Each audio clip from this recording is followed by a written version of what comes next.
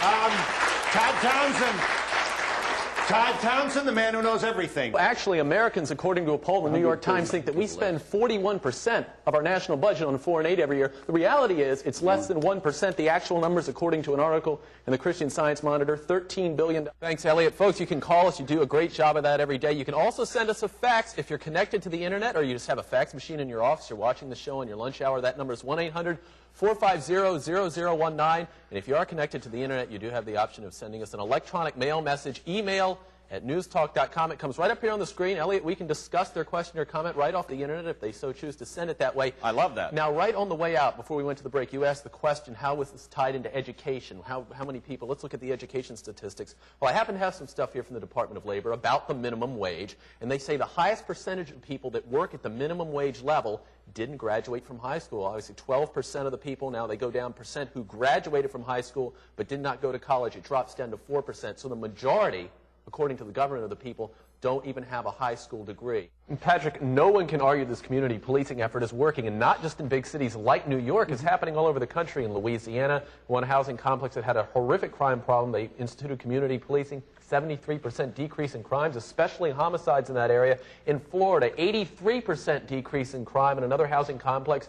Again, major homicides all but disappeared because of that. But they do point out some phenomena that happens now. The community policing does work. The crime goes down. But then experts bring up the question, where do the criminals go? They're calling it displacement. Maybe we can hit on that. They say, well, gee, if we get the criminals out of this area, the crimes are going to happen somewhere. The criminals are just going to go somewhere else. Is that true? They're going to prison.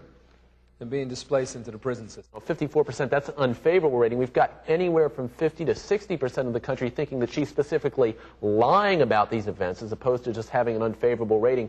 Now, of course, at the same time, Bill Clinton's numbers are slowly starting to go up a little bit. We had seen those come down in the last month and a half because of the budget battle and the shutdown. Most people were blaming the GOP for the shutdown, but they were blaming both Bill Clinton and the GOP for the budget battle itself. But slowly, as Hillary's numbers go down, Bill is starting to climb back up, and as we know, people look at the president's numbers when they re-elect, not the first lady most of the time. But let me go over here to Todd Townsend, the man who knows everything, our information specialist, who can call up all sorts of fascinating information, chat at a moment's notice. We've Todd, got it all here at our fingertips, Patrick. You can pull everything up. Thanks to the Internet and all the technology available today, we can also get to chat room comments. We have a lot of people in the chat room who want to get their voices heard tonight here on News Talk. We've got, he's calling himself Second Gunman. I love some of these handles on the chat room. You never know what they're going to be. Sure, Patrick. You know, and Elizabeth Dole better keep that $200,000 a year job if she makes it to the White House so they can pay for all their legal fees when they start getting looked over by the Democrats next year. The poll went on to say 51% of the people do have an unfavorable opinion of Hillary Clinton at this time. You know,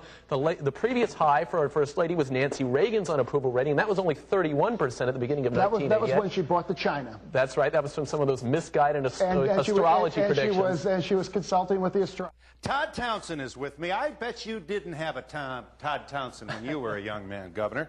I don't go out of the house with Todd Townsend. He knows everything. He's got a computer here that will tell you quite literally everything. How do the polls look in South Carolina?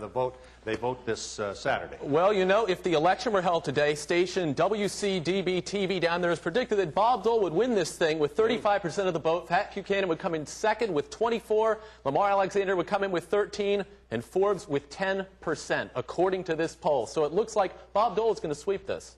So that's a southern state, and Lamar was supposed to do better, wasn't he? Lamar was supposed to do better, but according to this, he's only going to get 13% of the vote.